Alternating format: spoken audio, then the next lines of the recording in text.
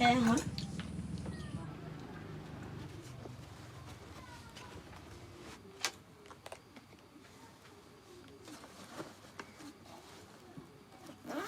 Kading ni ke beroi wi.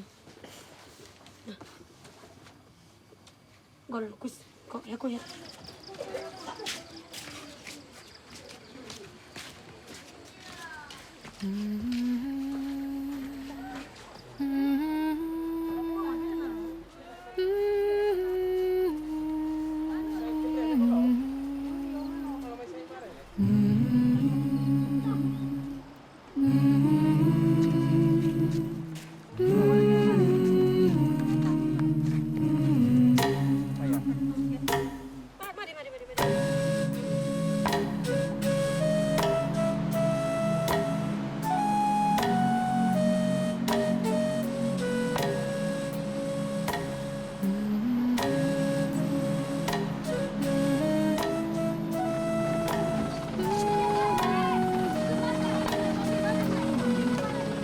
Umur 7 tahun, mai ke asrama.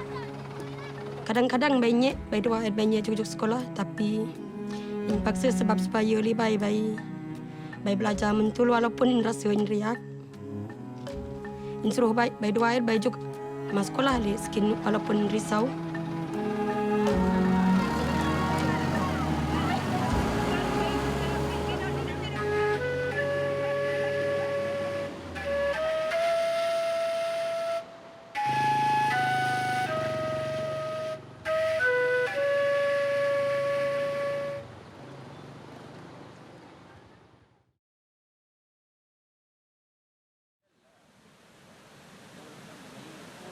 Cik adalah seorang hik ku Malaysia.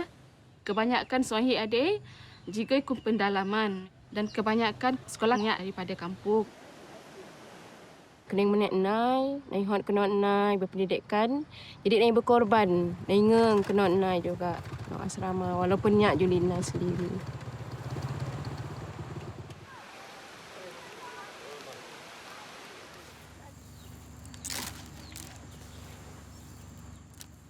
Aju wala pendidikan, ma ame ma apa wala pendidikan.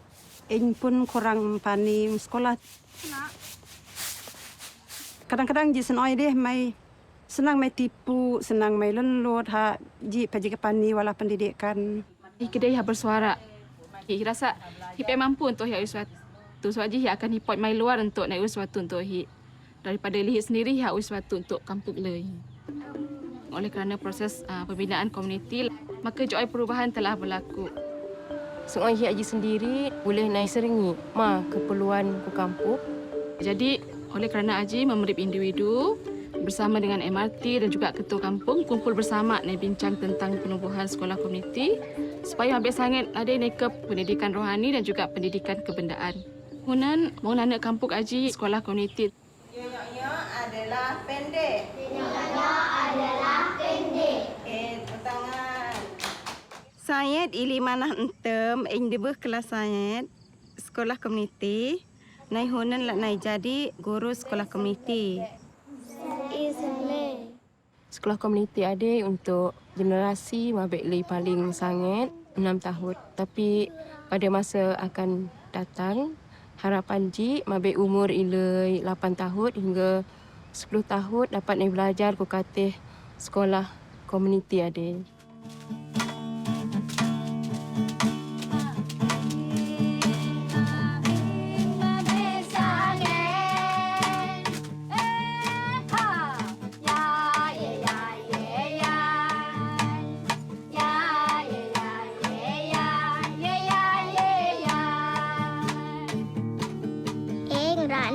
Jadi doktor. Jadi mereka baju semua hit. Berkhidmat ajar membek saya.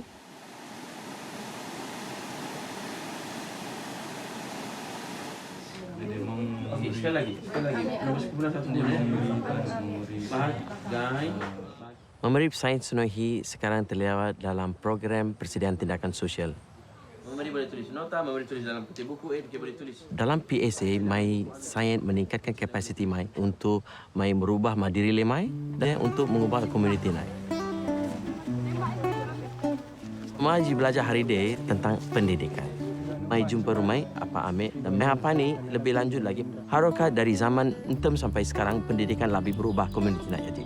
Sebelum ada jarang sekali hineng mai nyem-nyam ada, mai cip-cip, mai berbincang bersama dengan mai ranak.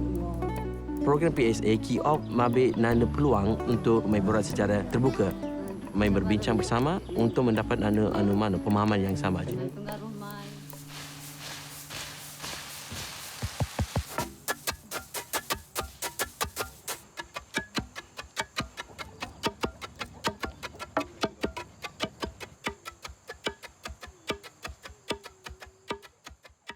Mentem, kedua Haji kurang lagi bersuara. Suara ambil keras lagi lah, dia kuat.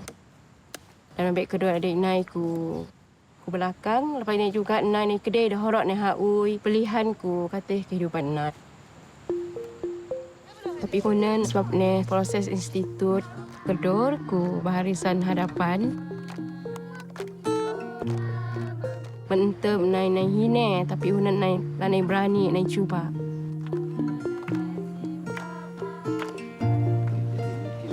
Dan hine juga hunan suara kedor juga lagi lah sama.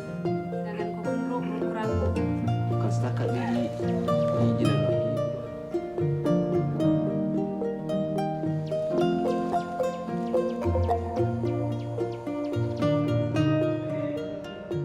Juga naik bantu ketua kampung Haji untuk mengurus hal-hal kampung. Ada suka lingkungan ini. Kalau itu apa dia? Dari segi hal-hal pentadbiran, naik bantu dari segi surat menyurat. Dan orang ni hakui kerja Haji secara sistematik. Daripada Haji juga, ketua kampung Haji dapat kisah rengit secara seluruh.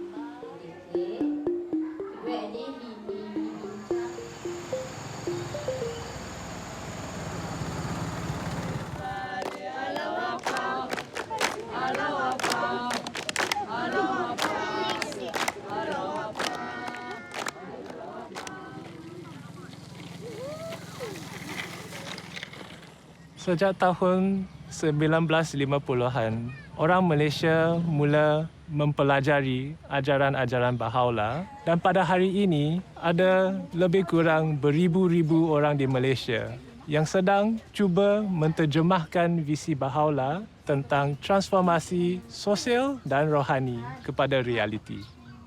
Dan perubahan yang kita melihat ini ia dimulakan oleh penduduk tempatan mereka tersendiri.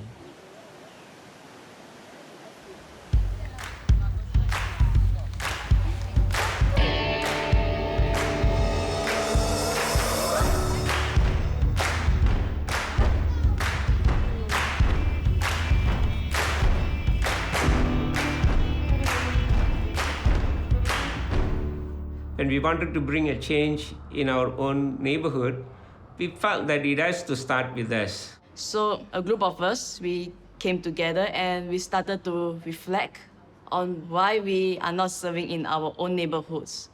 Why do we serve in other neighborhoods but not in our own neighborhoods? We felt like our neighbors were too busy and they would not be interested in coming together. But we have never even spoken to our neighbors, so how would we know if it was true or not? So we decided to go outside and just talk to our neighbors. At the first day we went out, we did not meet any neighbors and the streets were empty. And so we said it's okay, we can try again tomorrow. But when we went on the next day, again we did not meet anyone. And this happened for 10 days. It was a little discouraging and some of us thought that maybe we should give up. But then we said no, we should not lose hope and we should keep going out. And finally, we met a few neighbors and started having conversations with them. 有一天，有2位陌生人来到我家，跟我分享关于灵性教育。他们就讲要邀请我家的小孩参加儿童班和青少年班。我就想到我的女儿时常放学回到家就爬到楼上，然后看电话，很少出来跟别人互动啊。我就知道这个是一个很不好的现象，我就想到哇，灵性教育的确可以帮助到他。我放学一回到家，就直接进我的房间里面，然后很少跟我的父母沟通，尤其是我的妈妈。我基本上呢是属于那种零沟通、零交流，然后就是很少会表达我自己的内心的一个人。我第一次去我邻居家参加青少年小组的时候，我是非常抗拒的。我在那里，我对全部人都不认识，然后我也很抗拒，因为我的妈妈，所以她就叫我去参加这个小组。在这边，我交流了很多那些新的邻居啦，也表达了很多我自己的想法。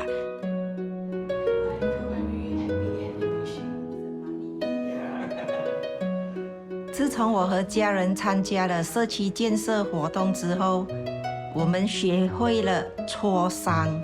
我看到了孩子们比较善于表达他们的意见，也比较乐意跟我们分享他们的内心世界，这让我们拉近了彼此的感情。我比较多跟我的妈妈还有我的家人一起交流沟通，我们的家里的那个团结精神更提高了一层。还有这些快乐的这些故事，然后最后就是这样子。OK， 其他就给他们带快乐给小朋友。对。我现在也有帮忙以及协助我妈妈的儿童班。我们教的这一班，有些孩子呢是有学习困难的。我们除了教导儿童班课程，我们也教他们学习和阅读。所以每当他们会阅读的时候，以及有一些进步的时候，我是真的很开心以及很激動。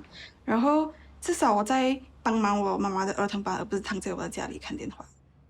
Hold on tight and you won't have any. Let it, spend it, give it away, and it comes right back to you. 通过这个社区建设活动，我们一家人都有一个共同的目标，一起学习，一起成长，一起建设更美好的社区。现在我和我的邻居去邀请其他的邻居参与这个社区建设活动，因为我认为每个人都应该有一个机会认识并参与这个活动。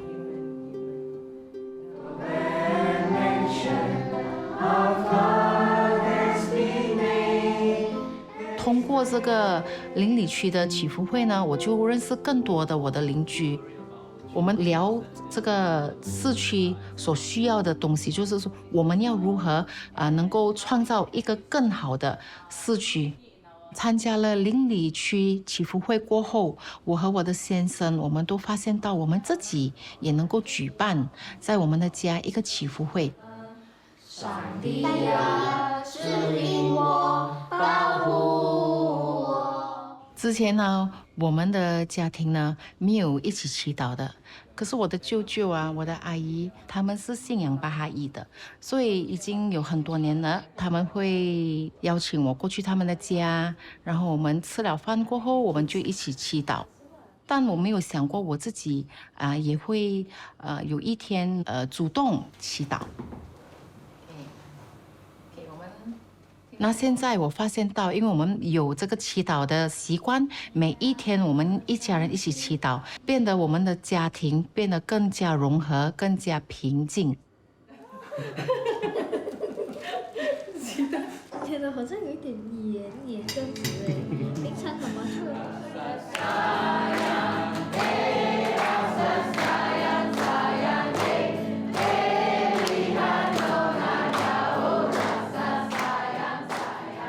It's been 3 years now, and there are 135 families engaged in the community building process. How we organize ourselves is by having groups of families. So each group of families, they pray together, plan service projects together, and they even have outings together.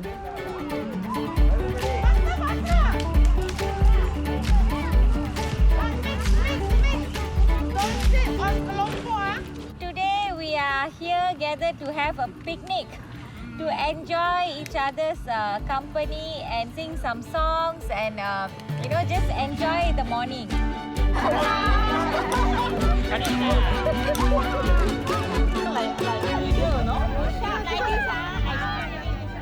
Sebagai ahli majlis, saya berasa bangga dapat bekerjasama dengan Bahai Community.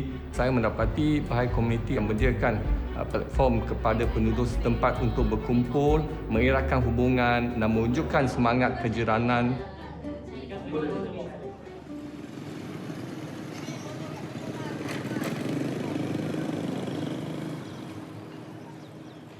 In this neighborhood, we started with a few junior youth group insurance classes. Only when we started, we realized that these junior youths and children didn't know how to read and write. They can't even recognize alphabets. So to help them, now we have started literacy classes. Okay, what is this? Hey. Hey. Hey. Hey. Okay, what is this? Yes. Yes. Yes. Yes. Okay, what is this? Eyebrow. Eyebrow. Eyebrow. What is this? Finger. Fingers.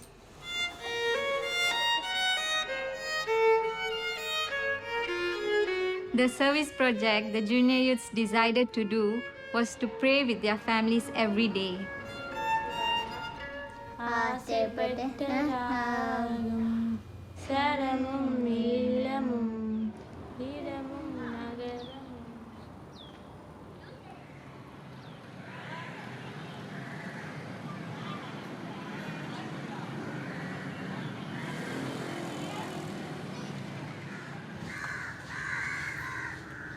I grew up from this neighborhood where it is characterized as an overcrowded place with many people living nearby each other. One good thing is that everyone knows everyone and they're very helpful. But the challenge in this neighborhood is that most of the women here are illiterate. 12 வயசுக்கு மேலே என் தம்பி தங்கங்களை பார்க்குற பொறுப்பு என்கிட்ட வந்ததுனால கல்வி துருசாக நான் தொடர முடியாமல் போயிடுச்சு. நான் படிக்க தெரியாது, வேலை வாய்ப்பு ரொம்ப குறைவாக இருந்துச்சு. நான் வந்து ரொம்ப தாழ்வு மனப்பான்மைக்கு வந்து இறங்கிட்டேன். ரொம்ப எதுக்கு எடுத்தாலும் நான் மின் வர்றதில்லை. அப்படியே என் லைஃப்பை வந்து நான் ஓடிட்டேன்.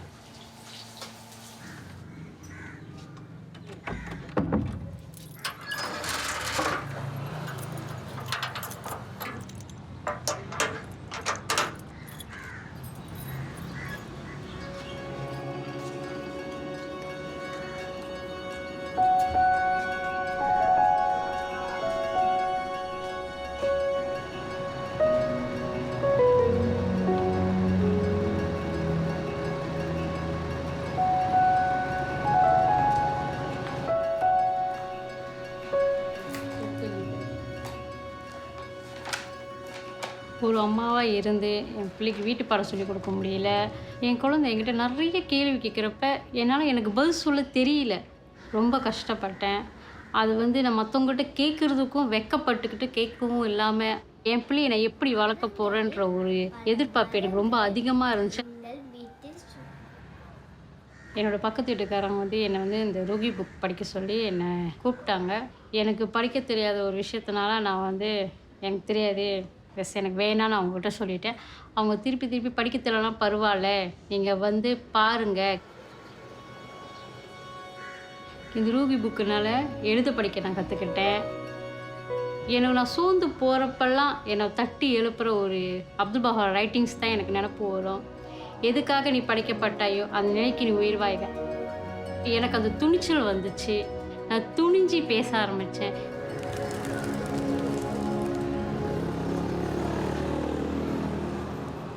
என் பிள்ளைக்காக தான் இந்த புக்கை வந்து நான் படித்தேன். அப்புறம் என் சுற்றி இருக்கிற குழந்தைகளையும் நான் பார்த்தேன். அப்புறம் பார்த்தேன் ஏன் நான் என் பிள்ளைக்கு மட்டும் சொல்லிக் கொடுங்க, இங்கே உள்ள குழந்தைகளுக்கும் நான் சொல்லிக் கொடுக்க சொல்லி இந்த குழந்தைகளுக்கும் நான் சொல்லிக் கொடுக்கறதுக்கு ஒரு சில்ட்ரன் கிளாஸ் டீச்சராக ஆனேன்.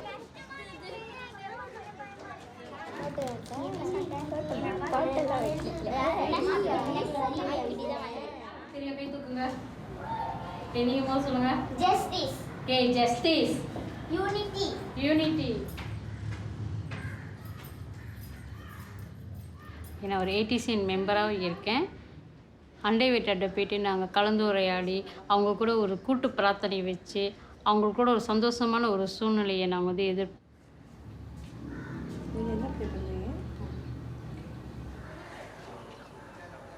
Many of the juniors in this neighborhood are engaged playing video games, social media for the whole day. Their vision for their future is very cloudy. But when they come to this junior youth program, they started to have a vision for their life in the future. They also start to think about what are the needs of the community and how they can serve them. இன்னைக்கு காலையில் நாங்களாம் வந்து service project செய்ய வந்திருக்கோம். இப்போ வந்து இந்த line இல்லாத போது இந்த மோட்டார் சைக்கிள்லாம் வந்து சாதாரணத்துக்கு அப்படியே பார்க்கிங் பண்ணிட்டு போயிடுறாங்க. மோட்டர்லாம் வந்து தனக்கு மேலே தன்னை அப்படியே சாஞ்சிட்டு விழுவுது. அதனால வந்து இந்த சில்ட்ரன்ஸுக்கெல்லாம் வந்து கொஞ்சம் ஆபத்து. அதனால தான் வந்து நாங்கள் வந்து இந்த பார்க்கிங் லாட் சார்ட் அடிக்கிறோம்.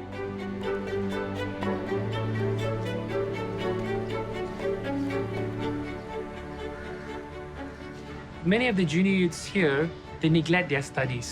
So since I have a junior youth group, I'm helping them to focus on their academic studies because we would like to raise junior youths who are both academically and spiritually progressed.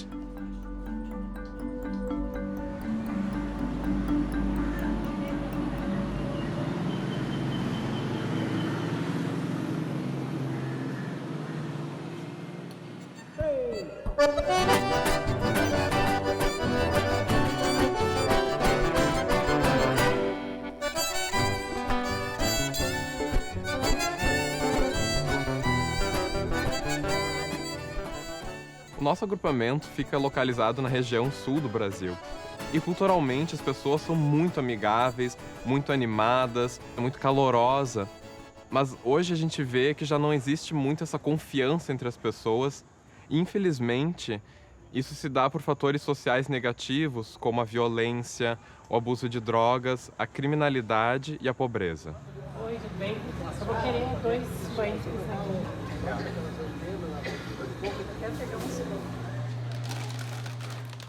Antes o pessoal se assustava à noite, agora é dia e noite. Os mercados têm grades nas portas justamente para se proteger.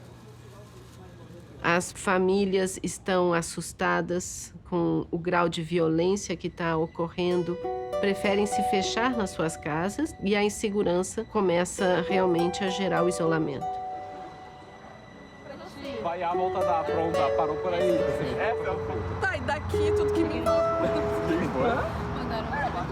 Alguns anos atrás, um grupo de amigos começou a se reunir todos os dias aqui na vizinhança. A gente orava, a gente consultava, a gente planejava e então saía para visitar as famílias, conhecer os moradores da nossa vizinhança, quem são os nossos vizinhos.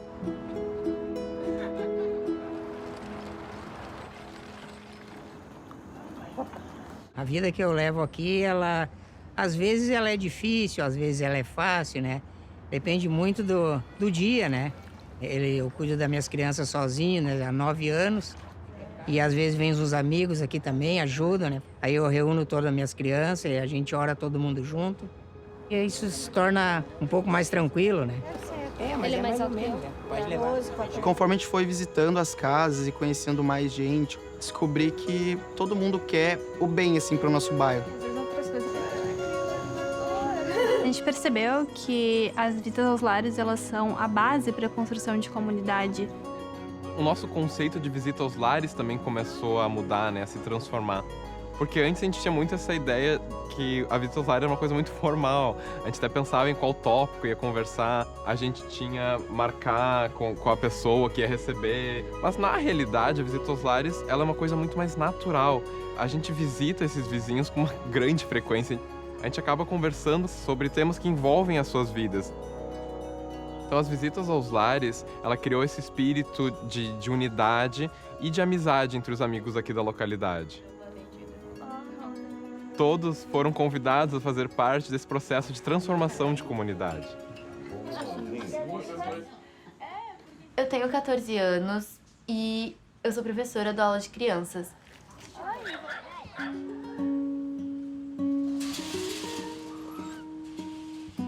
Quando eu era mais nova, eu também participei de aula de crianças e tudo que eu aprendi, eu quero passar para as crianças que eu dou aula hoje em dia. Eu vou explicar o jogo para vocês.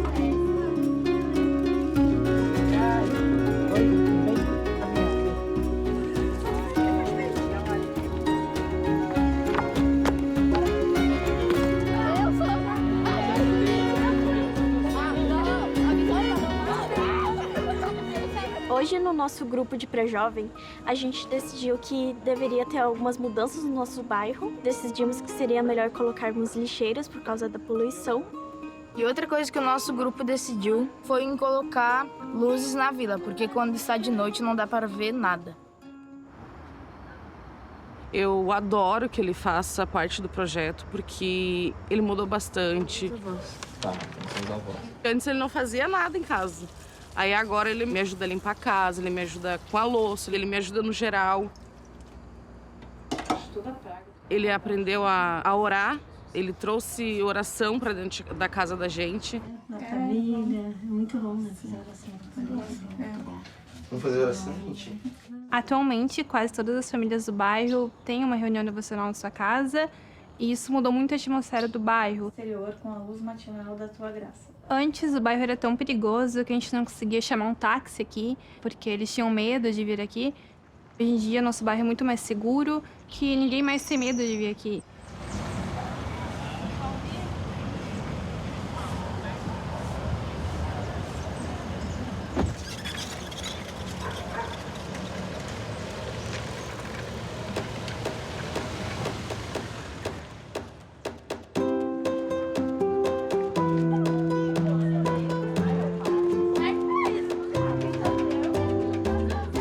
Hoje a gente vê as crianças brincando na rua, porque as famílias confiam mais uma na outra, tem menos violência e drogas, e todos se sentem mais tranquilos e seguros.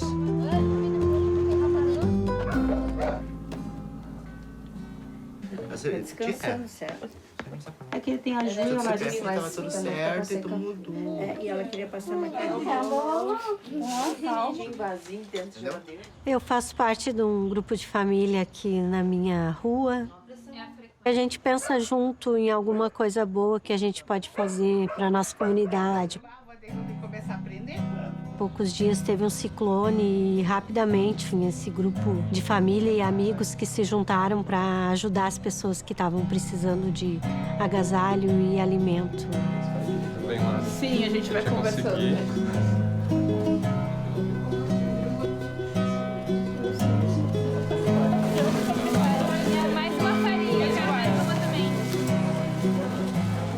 Estamos começando a ter vislumbres, né, desse poder que é liberado da construção de comunidade. A gente consegue ver que a própria comunidade se torna protagonista e, com o poder da unidade, consegue realmente transformar uma sociedade.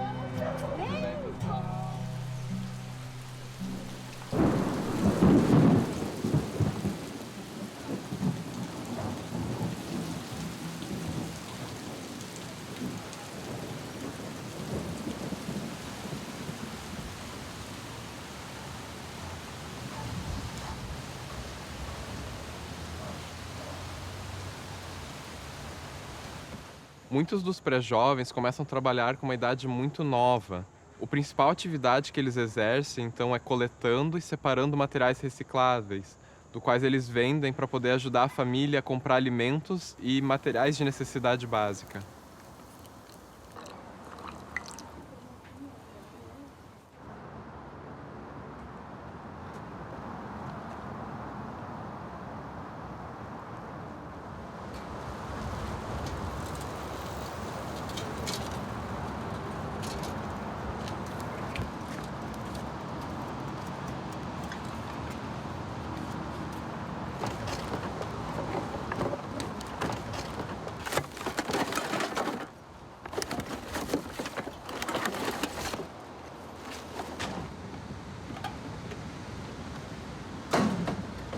Eu tinha meus 6 anos, juntei material, reciclagem, ajudei minha mãe a botar dinheiro para dentro de casa e comida.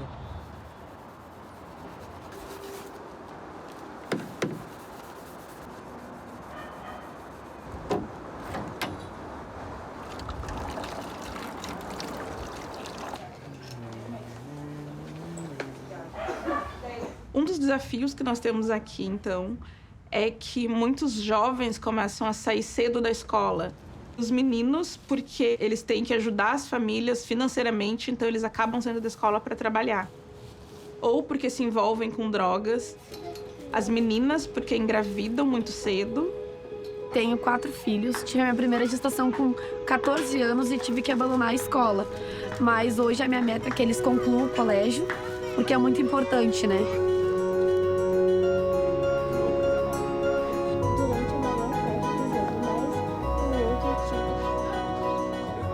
Quando eles começaram a participar do programa de pré-jovens, eles começaram a ter uma consciência maior da importância do ensino, de melhorar o mundo ou sobre o próprio futuro.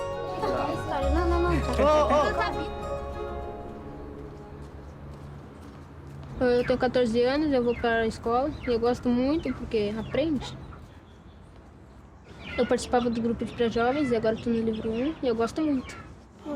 É o pão do espírito, é o imã dos corações dos homens. Eu trabalho para ajudar e sustentar minha família. Eu trabalho coletando e separando materiais. A maioria desses pré-jovens, então, agora faz parte do programa de pré-jovens. A gente observa que, mesmo eles continuando trabalhando com reciclagem, eles não estão mais largando a escola e a gente consegue até observar que tem uma melhora nas notas deles.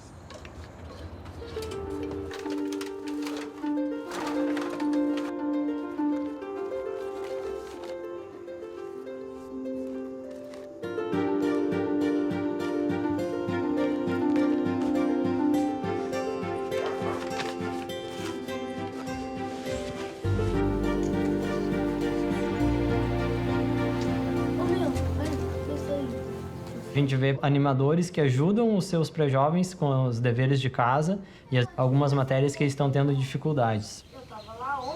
Por causa da pandemia, eu rodei de ano. Quando eu rodei, fiquei muito triste. Comecei a ficar com depressão. Hoje, com essa classe, eu me sinto melhor, fico feliz. Tô aprendendo as matérias que eu não consegui aprender. E tu vai colocar os números, ok? Isso. Uma das fortalezas da nossa comunidade é que as instituições elas encorajam muito as iniciativas individuais. Por exemplo, a gente tinha uma vizinha que ela tinha recém terminado o livro 1 e ela estava muito empolgada, então ela apagou todo o livro e levou na casa da vizinha para elas poderem estudar juntas.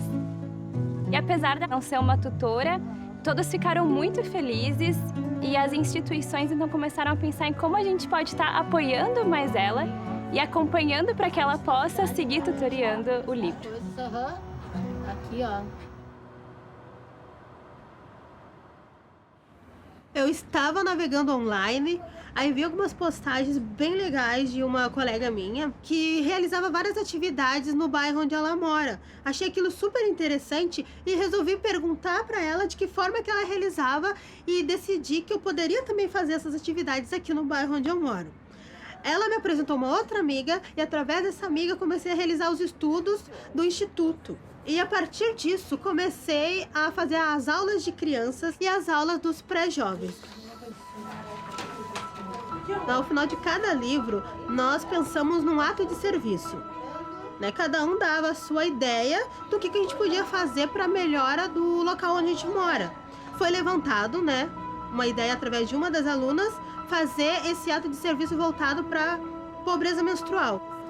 Elas mesmas notaram, dentro do grupo, de dificuldade de algumas alunas até de ir para a escola devido a não ter um absorvente para usar e ter dificuldade de adquirir esse absorvente. O grupo passou daí a criar conscientização dos familiares, todos os moradores, da importância de participarem desse projeto.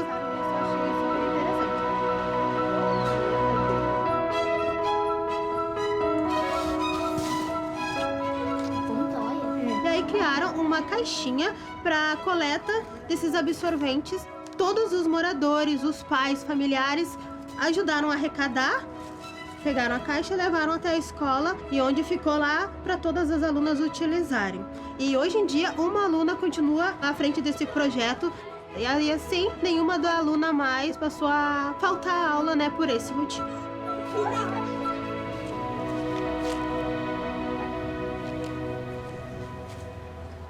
Cresci num lugar onde tinha muita violência, num lugar que não trazia conforto para ninguém. Daí eu fiquei grávida, tive que parar de estudar, eu me sentia sozinha. O que foi? Tá com tosse?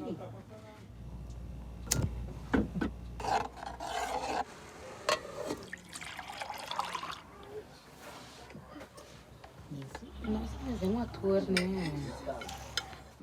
E quando eu conheci a Fé Bahá'í, eu encontrei que realmente ali estava o propósito que eu tanto procurava e que eu não sabia mais aonde encontrar.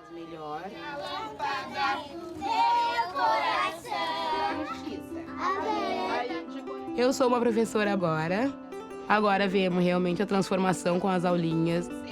Eu vejo as crianças querendo aprender, querendo descobrir novas coisas, coisas boas. Vejo no futuro eu também, aqui ainda dando minha aulinha, Deus queira, com a minha casa um pouco, né, mais arrumadinha. Eu vou na casa das mães, eu visito elas mais seguida. Nós todas viramos amigas. Que a Talolinha tá ajudando bastante. E quando as minhas filhas crescer, que ajude tudo também, né? Fazer a escolinha e as outras crianças também do bairro.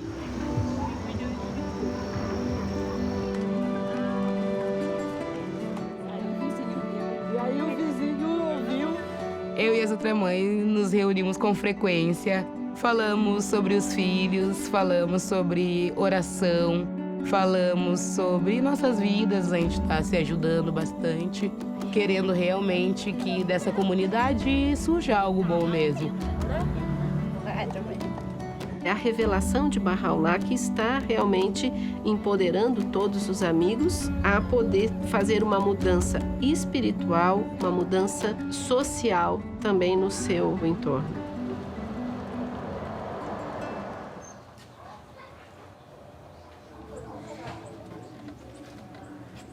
Minha vida foi, desde assim de novo, foi só no crime. Eu fui envolvido com drogas, estive num mundo de violência e eu fiquei preso durante 10 anos da minha vida. Perdi meu filho, perdi minha esposa, perdi meu irmão no mundo das drogas. Cada vez mais as coisas ficavam difíceis. A fé Bahá'í me ajuda a tirar desse buraco. As orações me ajudaram muito a suportar essas dores, né? Graças a Abdul Baha, hoje sou uma pessoa melhor. Eu comecei a entender o próximo, a valorizar a família, amigos e ao próximo. É tudo que consiste a vida em si, né? Vamos plantar a sementinha do amor. Plantar, cultivar é possível.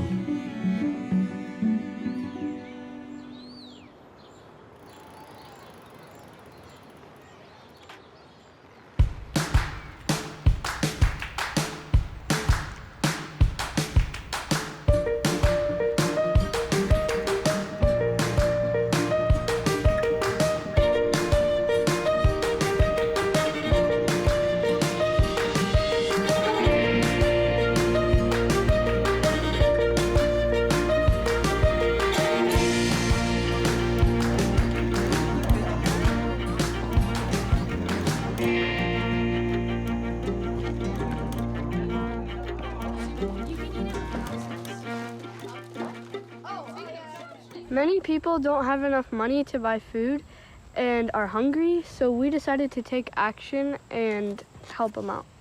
We visited over 40 families and shared a service project with them, which led to them donating food. And now we're going to take that food that we collected and donate it to a food bank. I'm the president of this neighborhood association. Our neighborhood has actually become much more unified in the last couple of years, and I think that is due in large part to junior youth groups that have been meeting here. They would come out and play, and they would meet to plan their service projects, and the neighbors started noticing this and really feeling a sense of community that these kids have started creating.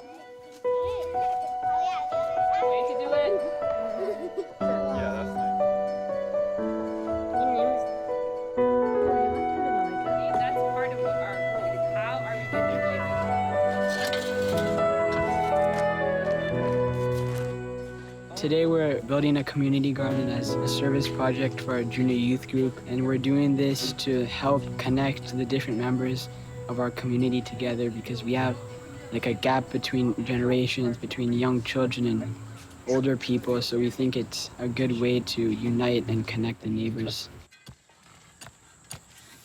I'm in my last year of high school, and I've been co-animating a junior youth group for about a year now. I remember being a junior youth in my group, and I remember I was kind of loud and annoying, and it probably looked like I didn't get anything out of it, but the conversations were really impactful for me, and that's why I became an animator. What are some of the attitudes? I just completed a year of service within my neighborhood. It was really nice to be able to contribute to the neighborhood that I was living in. I've been so blessed in these last couple of years to have not only a nucleus of friends that I'm serving alongside and that are supporting me, but also I've had the support of the families in the neighborhood that I feel like I can consult with and really come to unified decisions about what we should do next and how we should approach things. I used to create this false dichotomy in my mind in regards to what counted as service. I was like, okay, only my junior youth group or only my children's class is service. But if I'm really thinking about service, not as an event that I'm going to or an activity that I'm completing, but more as an undercurrent that's informing all of the different activities that I'm engaging in. That really allows for much more space for service just in my life generally. One question we are asking ourselves is, what does a coherent life of service look like? And what we're realizing is that it looks different at every stage of life. When my wife and I were younger, we were serving in the neighborhood all the time. Home visits every night, multiple devotionals, study circles, junior youth groups, everything. We joked that we were like midfielders on a soccer team. We were up, back, left, right, everywhere. But then we got older, we had kids, we moved into a different neighborhood, we started full-time work, and we began to realize that we just couldn't serve that way anymore. At first we thought we were failing, that we were doing something wrong. But then we realized, actually, we're not even playing soccer. What we're doing now is we're running a marathon, and it's a totally different thing.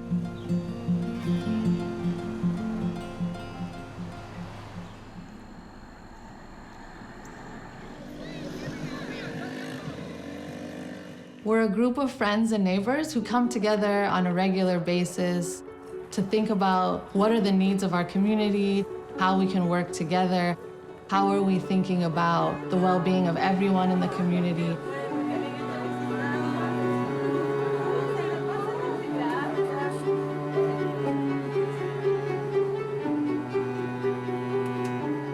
I'm the president of this neighborhood. We have a lot of youth out here that has a lot of talent, but some of the challenges we face is gun violence in our neighborhood. So with these youth groups, it teaches the children how to help other children become better people. And if we continue to have these programs, I really feel that we can make a difference in our community. As we started more and more junior youth groups in the neighborhood, we started to notice a trend. So whenever it came time for the junior youth to read during group, they would refuse. They would throw their books, they would try to get the other junior youth not to read. And at first we thought these were behavioral challenges, and so we would try to address them as such. But as time went on, it became clear that it wasn't a behavioral problem. It was that the junior youth couldn't read the text. As we looked into it more, it became clear this was a challenge across the neighborhood. Junior youth in this neighborhood could not read at age level. So we started an organization that could provide one-on-one academic tutoring to strengthen the literacy levels of the junior youth in this neighborhood. Now in the junior youth group, they're more eager to read. They're more focused, and they even are helping each other when they struggle to read.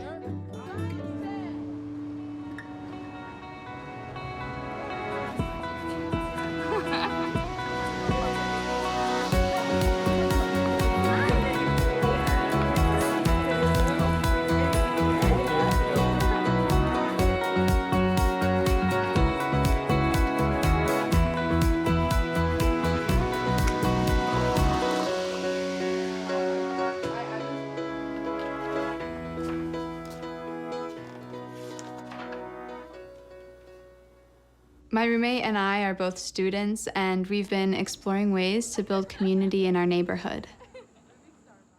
Come after middle school, they either hang out and do good things.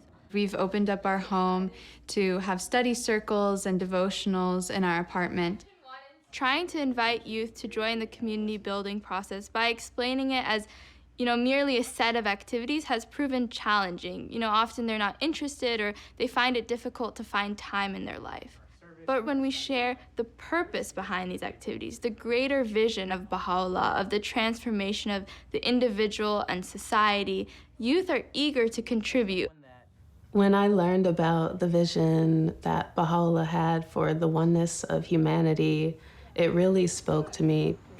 When I was younger, I went to a mostly white school, and being one of the few Black children there, I did feel kind of like I was under a microscope. It feels almost as if you're representing your race. And during lunch, I felt a lot of anxiety. I didn't know who to sit with because Black kids were sitting on one side and white kids were sitting on the other. And I wanted to sit with both. One day, a family friend told my mom and I about the Baha'i religion, and she invited us to a devotional gathering. And when I arrived, I was just blown away. I saw so many different people of different religions, ethnicities, just coming together and singing together, talking together, and I just felt like I belonged. I'm serving as an animator in one of the neighborhoods. I really love talking with young people about these spiritual concepts and how they can bring that into their own lives.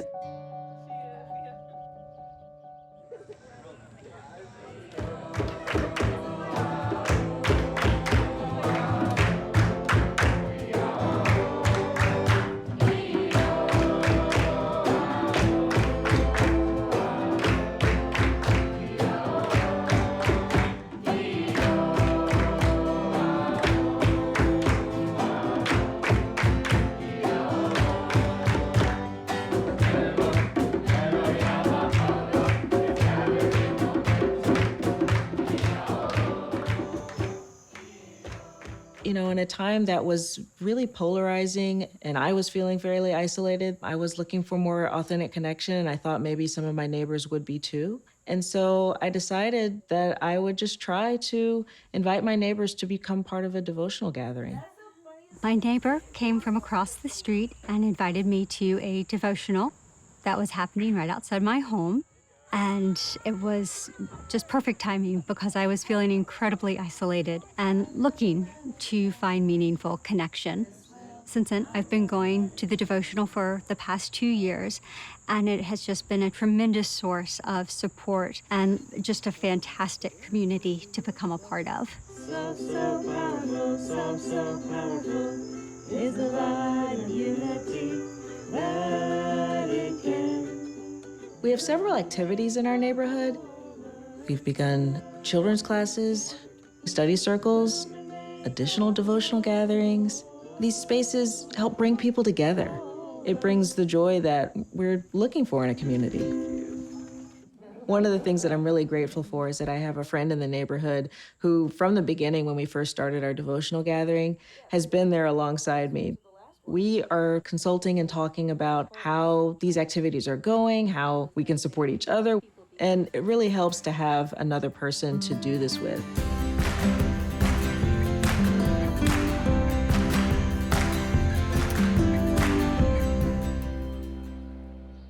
One day, a neighbor from down the street asked me if I would be interested in participating in a study circle. And my first reaction was, I don't have time for this because I'm super busy. And I even said that to her. But then after a bit, I thought about it and I thought, I really did like the idea of talking with other people about deeper issues that you don't get the opportunity to talk to about and having some dedicated time to do that. So I decided to join the study circle, and we would talk about the various quotations. There were a couple that really spoke to me. So the one about when you have a thought of war, to oppose that with a stronger thought of peace. When you have a thought of hatred, oppose that with a stronger thought of love. And I use that almost daily because there are things that I come up into my mind and I'm irritated by something, and then I have to stop myself and replace that with a stronger thought of love. And I remember one part of the things that we had talked about is, okay, we're in a neighborhood. What do we think that our neighborhood needs? And the first thing that came to my mind was more connection, which is kind of funny because I go about my own business all the time, but it just feels powerful to be a part of a neighborhood and not just someone living in a house next to other people.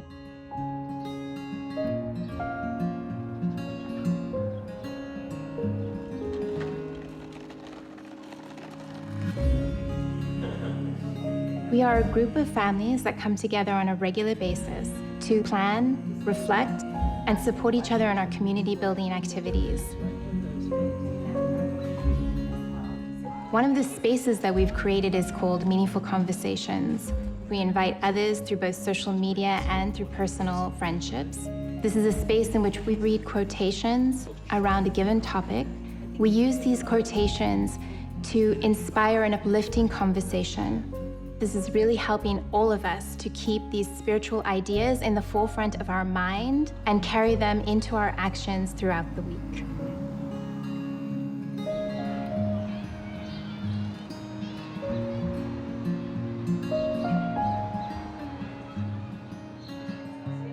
I believe that the Institute process brings people back to their basic identities of who they are and why they're here. As an African-American male, in this society, my identity has been defined for me. I'm seen as angry, violent, untrustworthy, ignorant, and a threat. Growing up under these circumstances, it was very hard for me to understand who I truly am and why I'm here. And that challenge has really broken most of us. But studying the writings and understanding that actually I'm created noble and spiritual, then that relieves all of those burdens. And then I see myself as a spiritual, noble human being. And not only that, I also see others in that same light. You're then able to become that protagonist and really help others as a part of your purpose. And I think that this helps bring us closer to Baha'u'llah's vision of the oneness of humanity.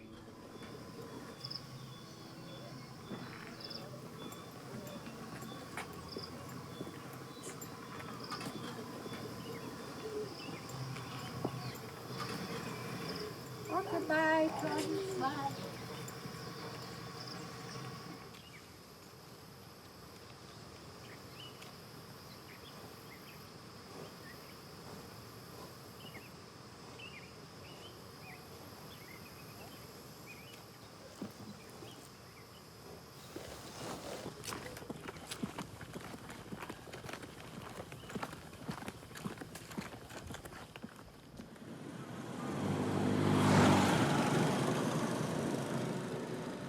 Nilipokuwa mtoto, hamu yangu ilikuwa ni kuwa mwalimu. Lakini kijijini kwetu, wasichana walikuwa hawapelekwi shuleni kwa sababu watu hawakuwa na umuhimu wa sisi kuelimishwa. Lakini baba aliniweka shuleni, nilifurahi sana.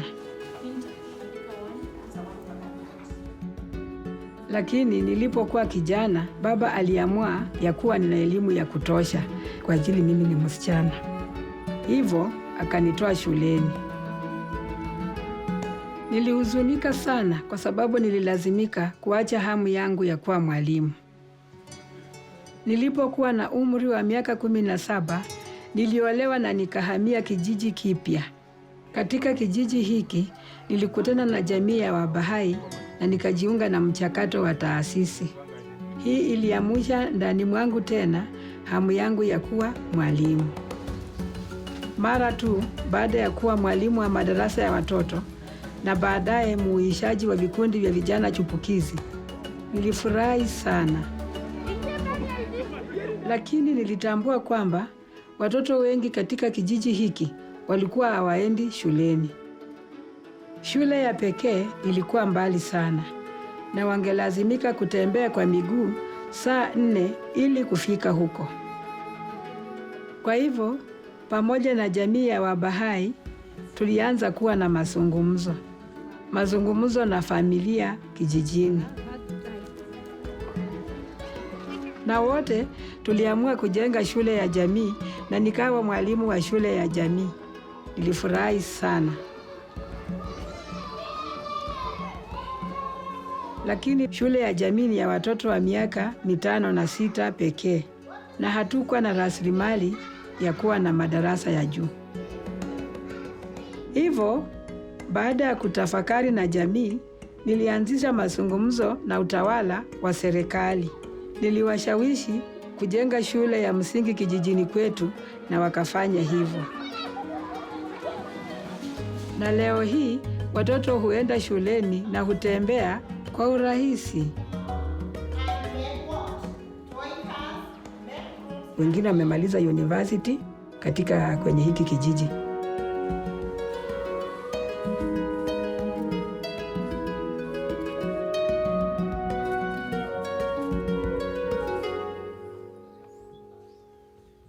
The Baha'i community here has been learning how to translate Baha'u'llah's vision of a spiritually and materially prosperous society into action. Through the Training Institute, we began to learn about the role of education in this endeavor. Kati wa kuelekea shuleni, muende salama, kimbie mbio, salimie walimu. Haya, tuonane. Bye.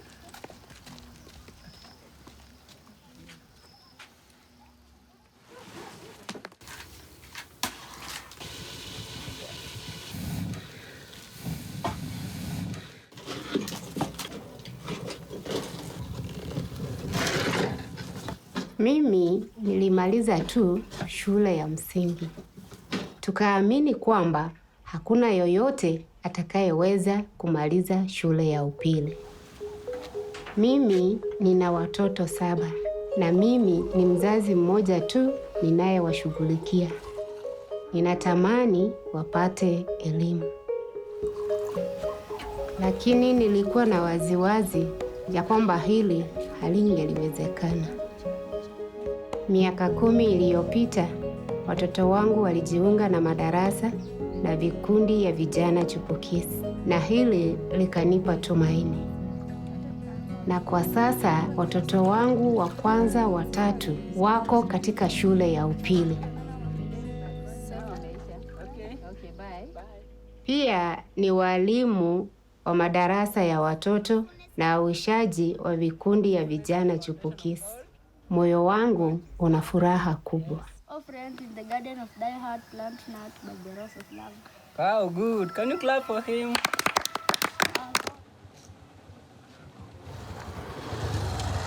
Mimi ni chifu wa eneo hili na nimekuwa nikishirikiana vizuri sana na Bahai for the last 15 years.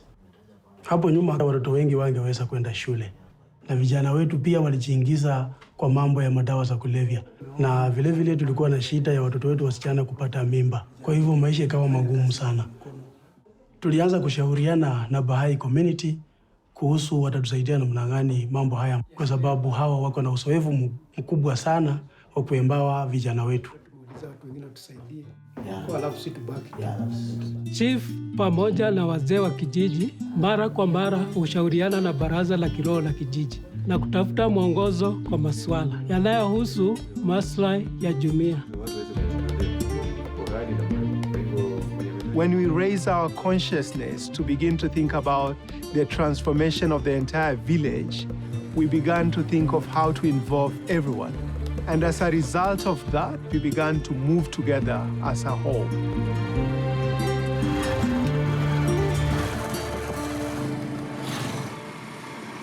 Katika maisha ya ujana wangu, nililelewa kwenye eneo la soko iitwayo Kona Mbaya. Nikiwa na umri wa miaka 16, tayari nilikuwa kiongozi wa genge la vijana 20, ambalo madhumuni yake ilikuwa ni kushusha vurugu, hofu miongoni mwa wakazi. Hata polisi walituogopa. Siku moja niliweza kusikia kuhusu imani ya Kibahai. Moyo wangu ulihamasika sana, na muda si mrefu nikajiunga na taasisi ya Ruhi kitabu cha kwanza.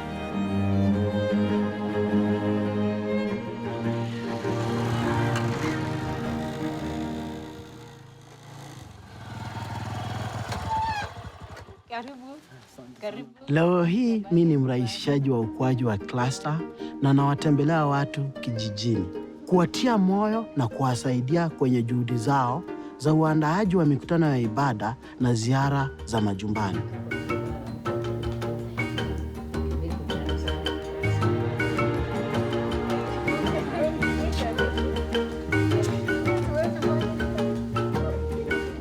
Huwa naalika majirani na marafiki nyumbani kwangu kwa mkutano wa maombi. Inatuunganisha na tumekuwa tukifanya hivi kwa miaka 3 sasa. Hapa awali sikudhania naweza kuwa na mkutano wa ibada nyumbani kwangu, kwa sababu huwa tunafanya mikutano kanisani.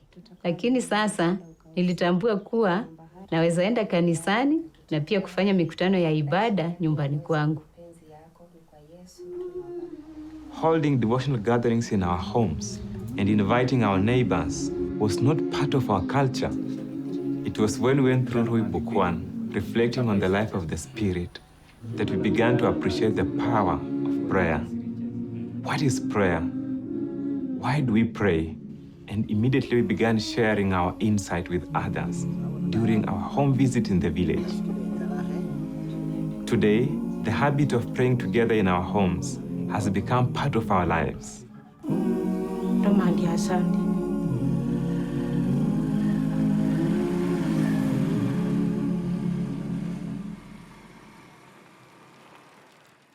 Traditionally in the past, men who are lazy, you'll often find them sitting under a tree, waiting for their wives to feed them, clean for them, take care of children, and work on the land. Men thought that women were weak creatures, but women did everything.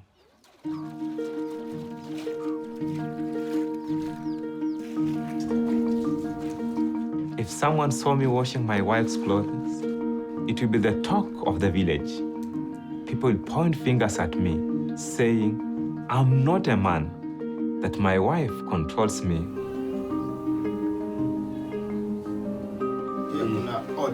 Because of the community building process, the consciousness about the equality of women and men has been raised.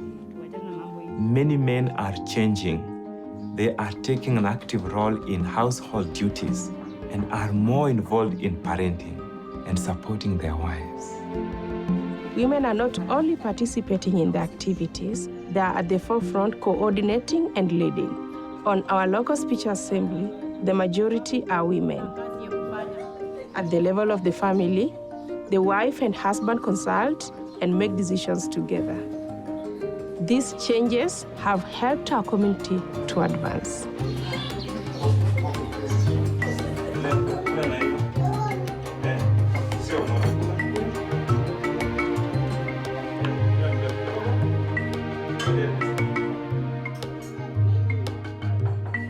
The community building process created for us a foundation for social action efforts to advance. Baada ya kupitia kwa kitabu cha Pepo Nyanana za Udhibitisho na Vijana Chipukizi, tulivutiwa na washiriki kama Rose na Msonda walipoenda kutoa huduma katika kituo cha afya. Sisi pia hutembelea vituo vya afya kadhaa mara kwa mara kwa ajili ya kutoa huduma. Mimi ni mkurugenzi wa hiki kituo cha afya. Mimi huwa na furaha wakati vijana wanakuja kutusaidia katika vitengo mbalimbali vya usafi kwa hiyo hospitali.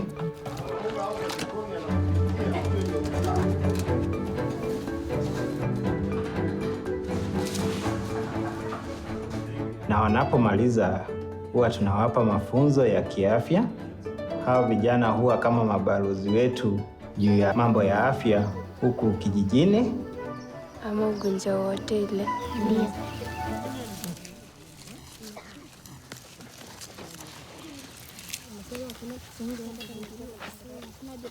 Mradi wa vijana chipukizi tumekuwa nao kwa muda wa miaka 2. Tunapanda aina mbalimbali ya mboga ili tuwe na lishe bora. Pia tunauza mboga kwa ajili ya kununua kalamu na kitabu kwa ajili ya shule. Na pia tunanunua mbegu na kupanda mboga zaidi.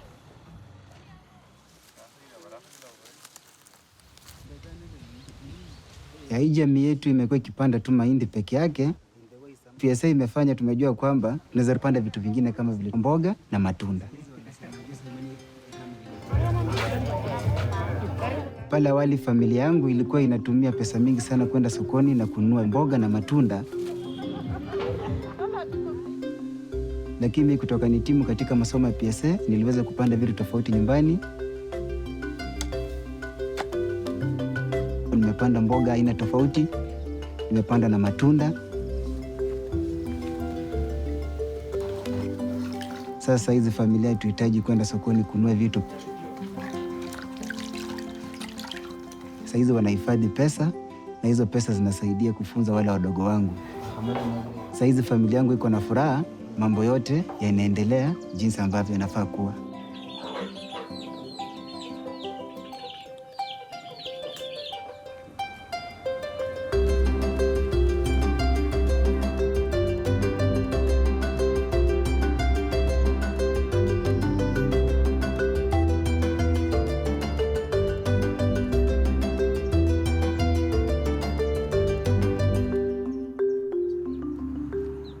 Mimi mwenyewe sikushiriki sana kwa masomo ya PSA program. Lakini sababu ya mapenzi ambayo tuko nayo kama community, mimi bado tumeyapata hayo masomo ya PSA program kama ukulima, kupitia kwa marafiki na majirani. Hapo nyuma na kila mtu anajishughulisha na kazi yake peke yake. PSA program ilitusaidia kuanza kufanya kazi pamoja. Kabla kila mmoja wetu alikuwa anafanya kazi kivyake, na pia uzalishaji wa vyakula ulikuwa pia katika kiwango cha chini. Kwa sasa tuko wakulima 200 ambao tunasaidiana kwa mashamba zetu, tukijadiliana na tukishiriki ujuzi wetu, na mazao imeongezeka.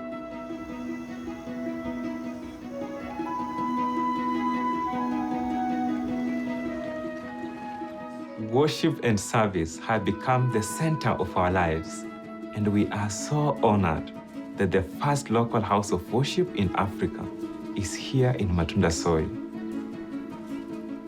Kila mtu yoyote, kabila yoyote, kanisa lolote, kwenda nyumba ya ibada kwa ajili ya maombi. Tuseme ni ya community.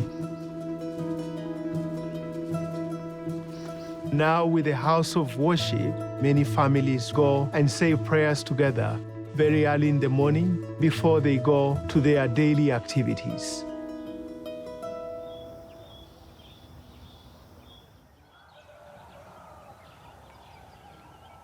Bismillahirrahmanirrahim. Mimi ni Sheikh kutoka msikiti wetu wa Matunda, na nimefurahia ninapoingia katika jengo letu la ibada. Nikiwa ndani, nashukuru Mwenyezi Mungu, napata utulivu kama ule utulivu ambao huwa niko msikitini.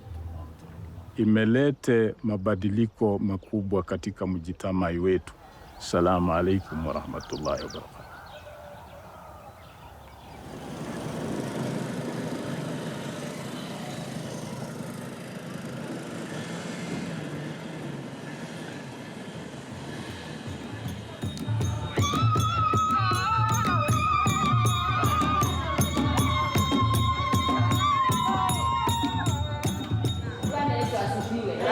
Katika kanisa langu, mimi ni katibu wa wanawake na waongoza na kuwashauri. Najihisi kuwa karibu sana na jamii ya Wabahai. Mimi huja kila siku kwenye nyumba ya ibada ili kusema sala zangu. Ni sehemu tulivu inayoleta utulivu moyoni mwangu. Naposikia sala kutoka kwenye dini mbalimbali, nafurahi sana, maana neno la Mungu linatuunganisha pamoja. Katika nyumba yangu, mimi huandaa mikutano na majirani zangu katika eneo langu.